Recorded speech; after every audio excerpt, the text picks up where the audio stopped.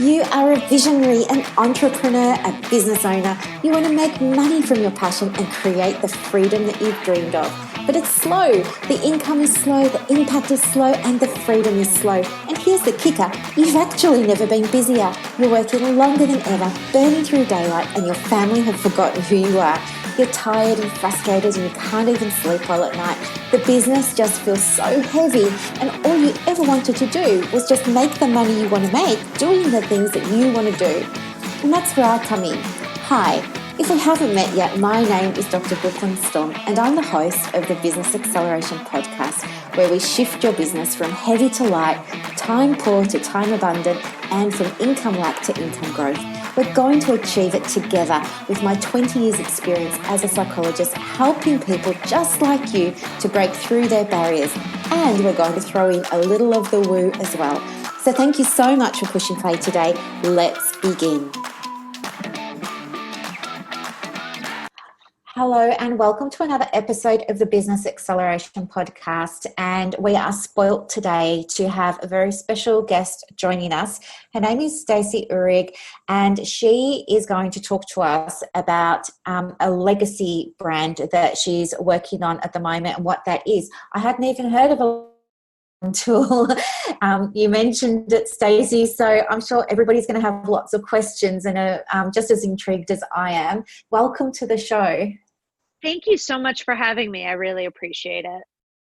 Thank you. Now, guys, just before we get started, we are recording while the bushfires are happening, and there might be moments where the Wi-Fi drops in and out. We are doing this on Zoom at the moment, and it can be a little bit temperamental with everything that's going on environmentally. So just bear with us as we make the best of this while we do our recording. My prayers to Australia. I do have a good business partner that actually is in Brisbane, so she doesn't have the fire issue, but she does have good friends on the coast, and we were talking today about that. So I'm so sorry that you guys are experiencing that right now.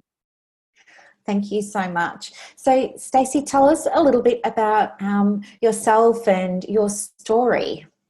Sure. So real briefly, Stacey Urich, I'm located in the States. I'm in a state called New Jersey, which is about 30 miles directly west of Manhattan. So I'm very close to New York City. I'm considered a New York City suburb. I've lived in this area my entire life.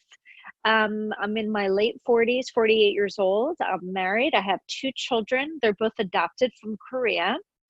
And I have a very varied background when it comes to professional work. I actually started my professional career as a speech pathologist, an audiologist, working with the autistic community.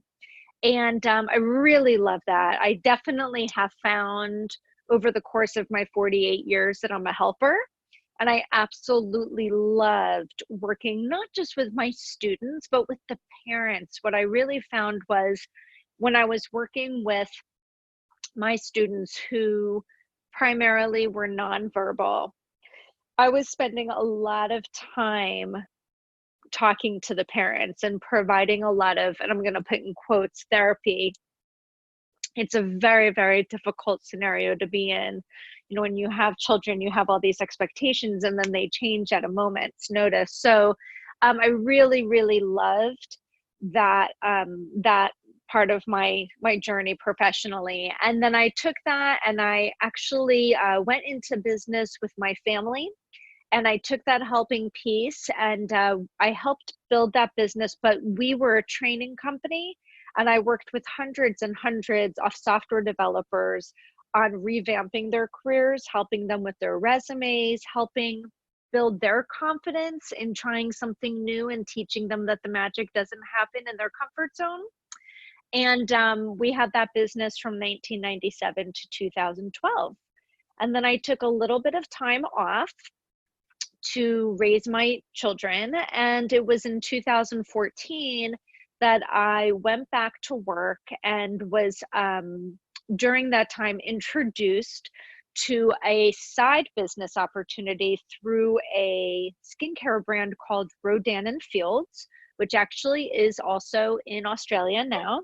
And I started that business as like a little side hustle to the job that I had taken. And it, within 18 months became substantial enough where I had some opportunities, and I gave me the opportunity to say, I just really want to focus my career on this right now and be more present and at home for my family. And so since the very end of 2017, this has been my primary source of income.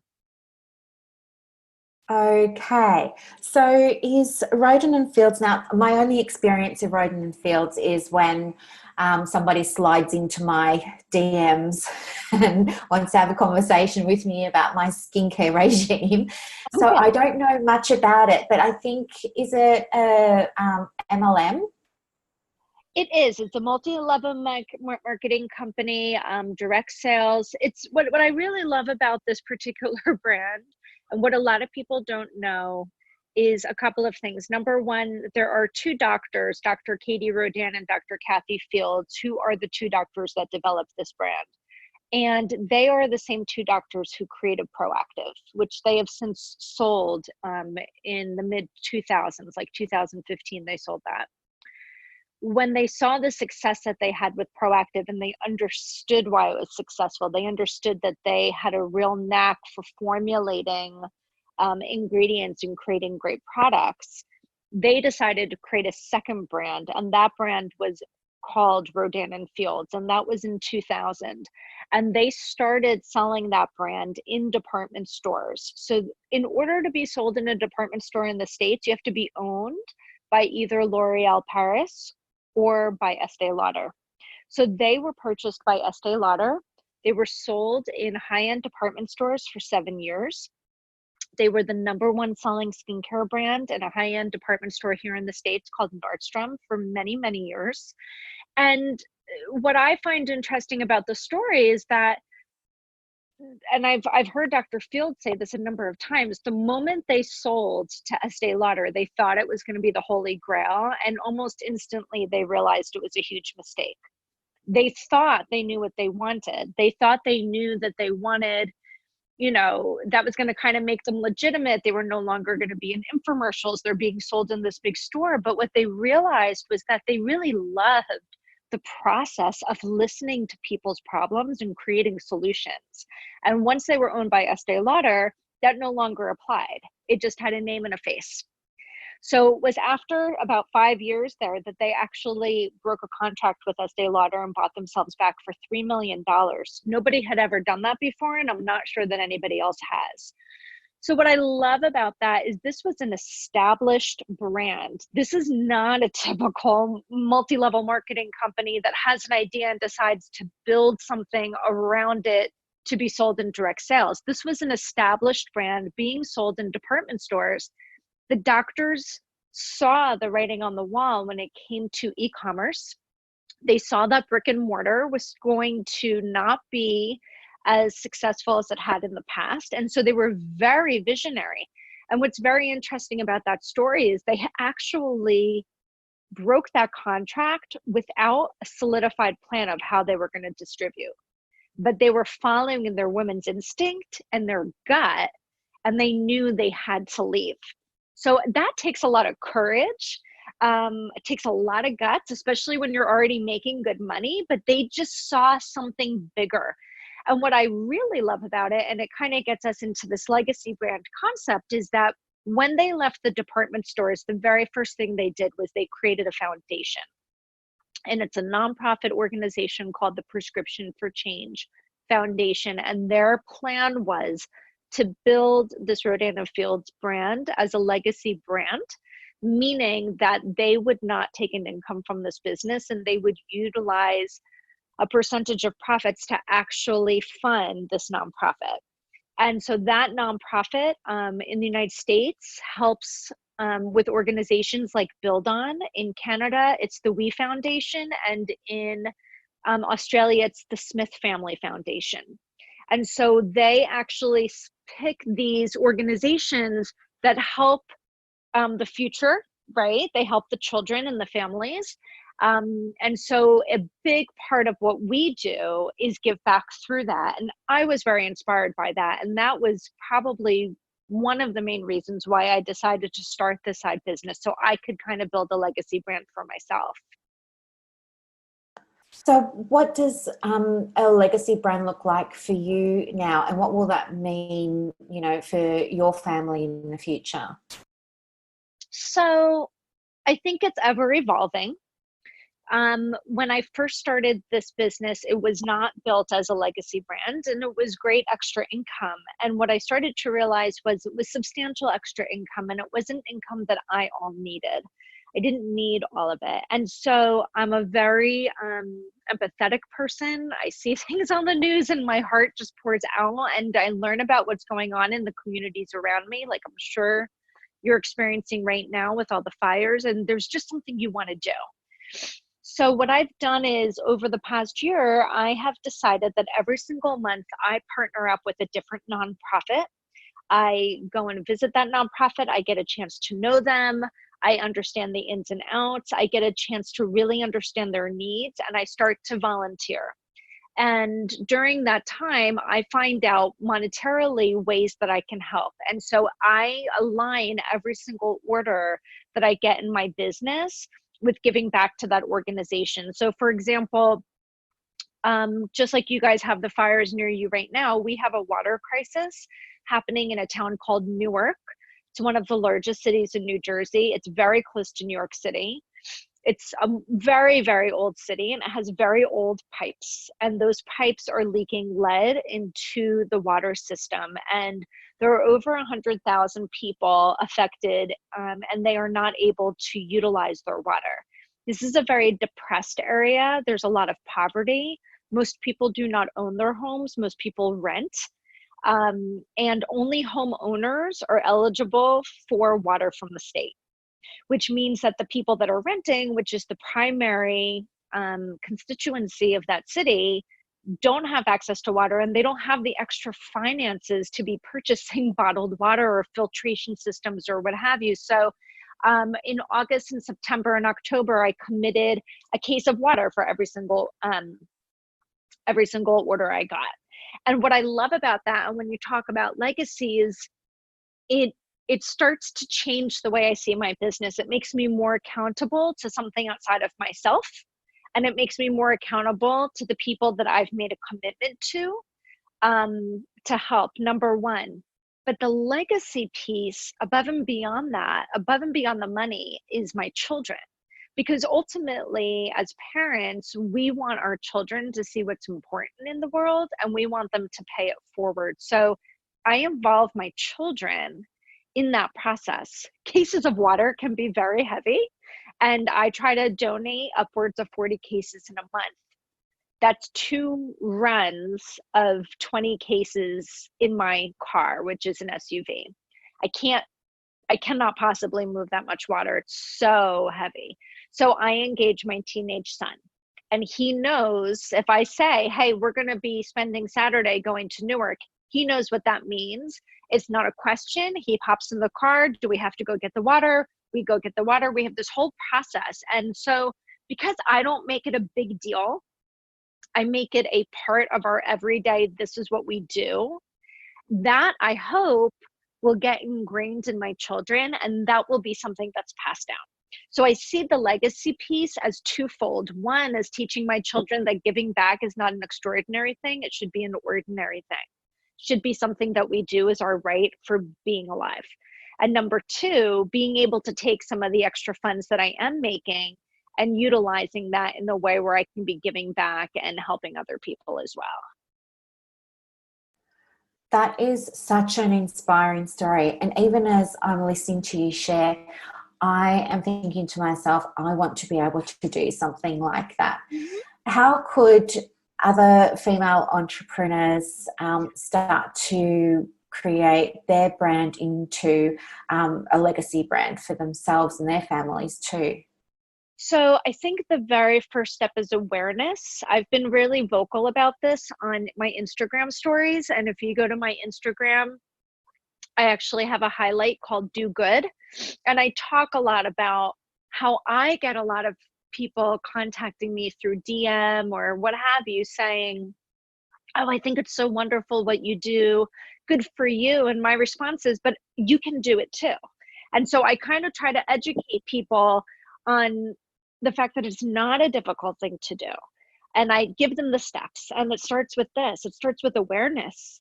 It starts with being aware and awake to what is going on around you all the time. It does not have to be monumentally hard. The littlest things go the longest way. So the first is being aware, and then start tapping into what's important to you and start finding local organizations that you feel authentically connected to. There's so many organizations. They don't have to be massive. It could be food banks.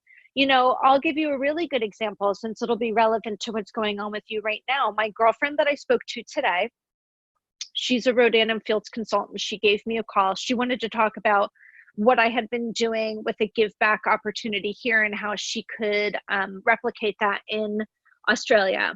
Like I mentioned, she's in Brisbane, but she has a lot of friends and family that live in the coast. So what she's doing is she's going to be hosting an event where if every single person comes to her home with a gift card, like a Visa gift card, in any denomination that they feel comfortable with, that she will collect them. And she has somebody that can pass that forward to the people in the coastal towns with the idea that they will use it in the stores in the coastal towns. Does that make sense? Okay, so if they come to her home, she's going to have a skincare event. People can have a little sip of something, share, try the skincare. If they bring a gift card, they'll be put into a raffle for some free skincare or from some free swag. So they're getting educated on her business, but they get a chance to see that it's so much bigger than that, and they have an opportunity to do good. And so finding that thing is the first piece. That's step one, being aware, being awake to what's around you, and just finding whatever it is that speaks to you. Watch the news, pick up a newspaper, just find something. And then the second is just picking up the phone and giving them a call and say, hey, I understand that this is what you do, and what do you need? Because what I have found, I've worked with probably 4 or 5 different organizations over the last year. What I have found is that you'll have large foundations, like say the Prescription for Change Foundation from Rodan and Fields, that will give a substantial amount of money, right? And maybe some of that money is going to be used for capital costs. But then there's always so many extraordinary things that need to be paid for that you only have a very small number of these very large donors. And it's really what I like to call the foot soldiers that really make up the volume of the rest of it. And it's very hard to find those people. They're just far and few between, but they could utilize 100, right? So that's kind of how I see myself. I don't donate thousands and thousands and thousands. I donate hundreds. But if you can find a whole bunch of people that are willing to do that, that's where you start to get the momentum. So you call them, you find out what they need. I work with a local facility sometimes that is a shelter for pregnant, homeless, drug-addicted women and adolescents. Sometimes they need tampons. Sometimes they need formula. Sometimes they need gift cards. So I'll call them and say, look, I want to host you an event. Tell me what you need. And then I do very similarly to what I just explained to you. I shared with Raquel about the gift card concept. So people will come to my house. I'll have my skincare brand out. They can browse it at their leisure. We'll talk about our give back opportunity and why it's so important. We'll have a sip and something to eat. And then I get to talk to them not just about Rodan and Fields and our Prescription for Change Foundation, but I get to talk to them about this other organization that's local to them. So now maybe they can become a foot soldier too, right? So that's another piece of the legacy. And I think, here's the thing. If you have other people listening to this that are in network marketing or have an MLM or self-employed, nobody's telling them that they can't do this. So what I found is this is something I've always wanted to do, and I kind of it just organically kind of happened. It was not an intentional thing. It was almost like it was a scenario where I had an event I had planned at my home for skincare, and I had made a commitment to bring diapers to this organization, and those days just kind of coordinated. And so I kind of said, oh, hey, and if you're coming to my house tonight, bring some diapers, because that tomorrow I'm bringing it. It just kind of, the universe was like, I see what you're doing, and we're going to bring it all together. And I love that.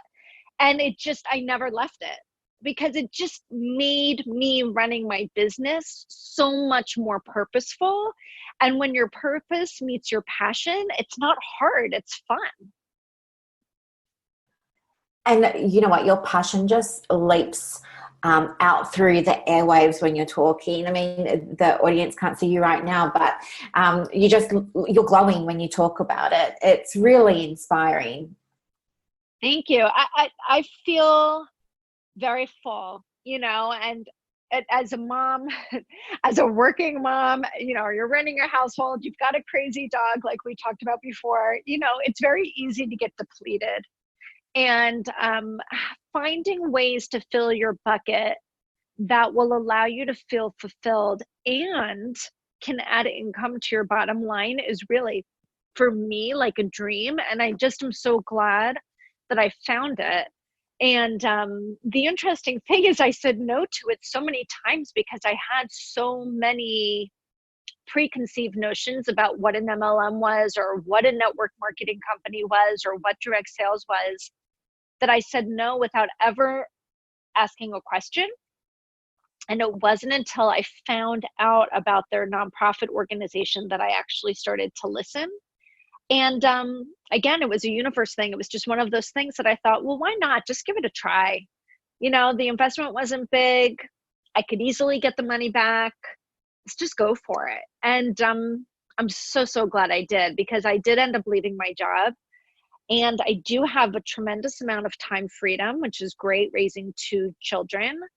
And it's just been an amazing win.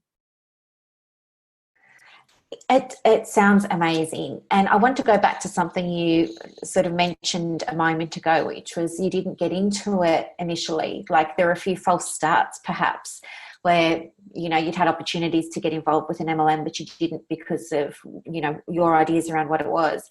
And I think it'd be really helpful to maybe myth bust a couple of those for people. Okay. Would you be happy to do that? Absolutely. So I'll tell you what my preconceived notions were. And I'll admit, I didn't even really know a lot about what a side hustle was, or an MLM, or network marketing. Like, all of those terms were very foreign to me because I wasn't looking for it. But when I was first introduced to it, it seemed too good to be true. I'm not the kind of person that utilizes social media to show a highlight reel. It's just not who I am. And, when you're watching these stories, you see a lot of that, right? People want to show, oh, this is the perfect situation. And it wasn't until I kind of found a couple of people that kind of resonated with me, that were more real, that I could see, oh, I can see how this fits into their life, and I can see how it works. So first, I thought it was like all Barbie dolls and fancy people that were doing it. And I'm not a Barbie doll, and I'm not fancy, and I'm not driven by luxury items. And I was seeing a lot of that. So that didn't really speak to me. So it wasn't until I understood more about the give back opportunity that I got intrigued. I think another really big false notion is that, it's quick money, and you don't have to do any work, and you're going to become a millionaire. And that's just not the case. This is a business, and all that a really good, valid, legitimate MLM or network business will give you is an opportunity with really fantastic products. But at the end of the day, it requires work, and it requires time, and it requires commitment and self-motivation. And if you don't put those things in, you're not going to make any money. So very often we'll hear people say, oh, this was a scam because I spent money, but I didn't make any money. You're spending money because you're making an investment in a business. And you have to, if somebody is interested in the MLM, they have to do their research.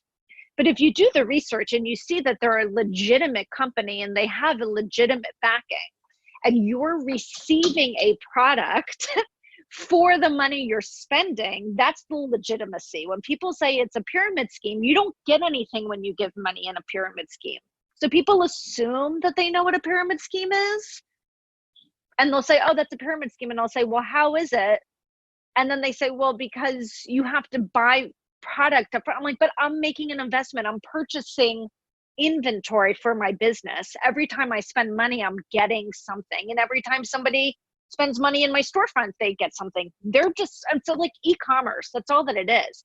So there's a lot of misinformation and misnomers and myths, if you will, about companies that are not sold in a store and they're sold online. I mean, that's what it boils down to. So if somebody's looking for an opportunity, they have to do their research, and they have to really ask the right questions. And I think the right questions are, what are your products? How long have you been in business? How well do your products fare against your competitors? Do you have competitors? And, you know, why do people like your products? So when I started looking at it, it really made a lot of sense to me because they did have a lot of legitimacy. This is their second billion-dollar brand business. The first one was Proactive. The second one is Rodan and Fields. That right there says a lot. And I've met these women. They are the most humble, kindest women, and they just want everybody to have great skin. So if you're looking at an MLM opportunity, you got to do your research. Do not assume because you're going to spend some money that you're going to make the money. It is a business and you have to run it as such. Otherwise, you're not going to make it. It's like spending money on a storefront and opening your doors and then not doing the work to keep people coming through your doors. You're not going to make money. It's the same thing. It's just that my doors are virtual. So working predominantly from home and having an office at home and looking after the little ones and things like that. I mean, what's your advice to women who are perhaps beginning their journey into business and maybe beginning their journey into working from home, around staying motivated, perhaps? It's very hard. I think it works well for me because I am just a self-motivated type. I'm a type A person. I've learned that about myself. And I find that most people struggle with the structure. Some people just do much better with somebody telling them what to do and knowing that they're going to get a confirmed paycheck regardless if they do it well or not. And they like that comfort. But with that comfort comes a lot of restriction. How much time you can take off, what days you have to be out of your house, what hours you have to be out of your house. That's not so conducive for raising a family. Now, I'm lucky. I have a 15-year-old and a 10-year-old. They're pretty self-sufficient. So I've kind of built it up to a point over the last 4 years where, you know, I can make a lot of time to work my business in the nooks and crannies. That being said, I have a lot of friends that have young children. And what's so beautiful about this is that you can work any kind of networking marketing business as much or as little as you want. But if you have a specific goal in mind for really building a substantial business, my number one suggestion is to work it like a business. If you work it like a hobby, it's going to pay you like a hobby. But if you work it like a business, it has the potential to pay you like a business. And that requires time. So that means that just like you would leave your house, you need to find and structure your day where you have work hours. If it doesn't seem feasible to have somebody come in and help out with the kids for 2 hours, or if you don't have the opportunity to do daycare or preschool or something that would give you, if you have real young children, an hour or 2 or maybe 3 a day, then you have to sacrifice something and work your schedule in another way. It means sitting down, if you have a spouse, sitting down with your spouse and saying, this is really important. I need to be able to work from 6 to 9 at night. I need you to be able to do bath and bedtime. Or it might mean that you get up earlier. You know, it might mean if your household gets up at 7, you get up at 5. or it may mean that you work later into the night, or it may mean that you ask a parent or a close friend or a sister to come for 2 hours a week so you can go to the local coffee shop and just get some work done. It is possible. How much you're willing to adjust your lifestyle is going to depend on how important it is for you to make this work. Gotcha. Okay. And so what's next for you in your business journey? So that's such a good question because it's in the process of evolving. So one of the things that I've learned about myself over the last, 28 years that I've been working, is that I do love to help people, and I'm an excellent listener, and people come to me for advice. And so when I ended up starting this skincare business, I found that I spent a lot of time. I have a team of about 135 people, and I found that I spent a lot of time coaching them on mindset and the things we just talked about, like how do you schedule your time, all of that. But it all came down to their belief that they could or could not do something. There's a lot of fear when you go into your own business. Fear of failure is probably the biggest thing. And so I spend a lot of time mentoring and coaching people on the fact that failure is not a bad thing. Failure is one of the most positive things you can do in your life because it means that you're trying. And what I found is that a lot of people in my business that were not a part of my team were getting wind that I was very good at this and were coming to me for help.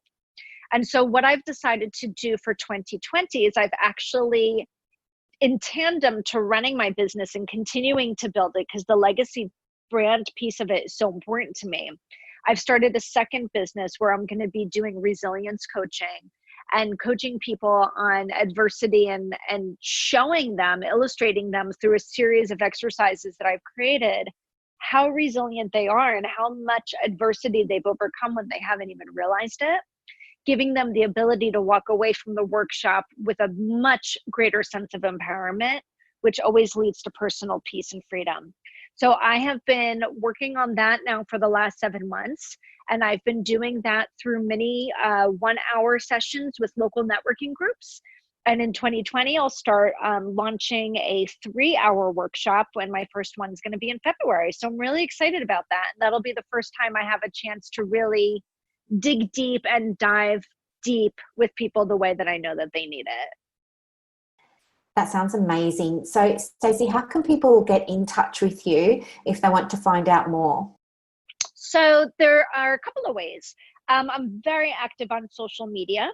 So if you're on Facebook, you can find me just by typing in my name. It's Stacey Urich. It's STACEYUHRIG. I'm also very active on Instagram, same handle, Stacey Urich. And for people that want to know more and dive deeper into what I do, I have a website, and it's staceyurich.com. So it's www.staceyurich.com. And that is really the best way for them to learn more about what I do and get in touch with me. Thank you so much. I think that you've really inspired many of us to go away and start thinking about, creating a legacy brand. And I'm sure there'll be people who've got questions that want to get in touch with you. And I will put all of your contact details in the show notes, guys. So if you want to get in touch with Stacey, I'll make them clickable links that will take you directly to her various social sites. But Stacey, just before we wrap it up, do you have any words of wisdom that you'd like to share with the entrepreneurs that are listening today? Sure. I think the biggest thing that I'd love people to walk away with is don't be afraid and don't think small. I was a small thinker. When I used to hear people say dream big, that meant literally nothing to me, because I think I was on a hamster wheel. I think I had stopped dreaming. I just kind of felt like I was in this, and this is what we do, and we work 40 hours a week for 40 years for somebody else, and we walk away with a 40% of our income. And I just didn't really believe, I truly did not believe that there was another way. And I had a lot of fear going into it, fear of failure, what would people think if I started this? And then what will they think if they see me doing this? And then what will they think if it doesn't work? And I talk to a lot of people that come to me and they'll say to me, what if it doesn't work? And I say to them, but what if it does? How much time do people spend worrying about the possibility of failing? If they took that amount of energy and put it into the possibility of succeeding, they would try. And so what I would encourage people that are going to listen to this is just jump. Just jump. It doesn't matter if you fail. Failing means that you're trying. And even if that particular thing doesn't work out, you'll have learned something about yourself in the process that's going to take you to the next part of your journey. That's such sage advice. I love that.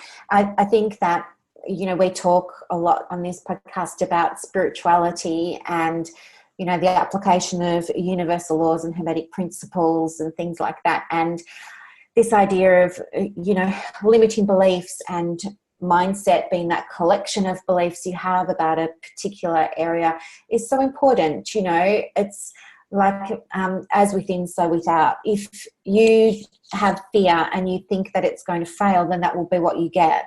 If you go into it thinking that this is going to be a big learning curve and you're getting an opportunity to help people in a new way, then that's what you will get. And it's so great to hear, that as entrepreneurs, we all kind of now are waking up a little bit more to the idea that we've been living an employee mindset of, well, I've got to work the 9 to 5 and I need the instruction and I need somebody to tell me do this, then that, then this, then that, and check on my performance and make sure I'm ticking all of the right boxes and I go to work at this time and I come home at that time. I think, being able to have that freedom of living beyond that employee mindset and stepping into an entrepreneurial mindset where you have less restriction and more capacity to choose how you want to spend your time, where you want to spend it, tap into your innate strengths and skills, and, as you said before, make money doing the things that you want to do. I think that's absolutely the sweet spot. I think you've hit it on the head there. Yeah. So I want to say thank you so much. I have, so much gratitude for you giving up your time to be with me today so that we can learn from you. I really appreciate it, Stacey. Thank you.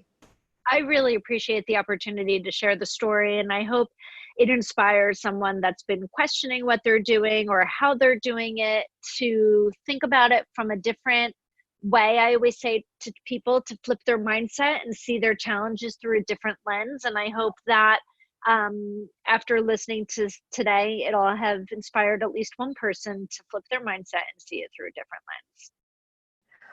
Oh, no doubt. Well, thank you. I'll let you get on with your day. Thank you so much, Stacey. Have a wonderful day. Thank you so much. Thank you so much for listening today. I really hope that you enjoyed it and got a lot of value from it. Help me help others by sharing this podcast. And if you feel called to leave a review on Apple Podcasts, remember to let me know so that I can send you a very special thank you gift. Now go and build your dream business, and I will see you next time. Bye.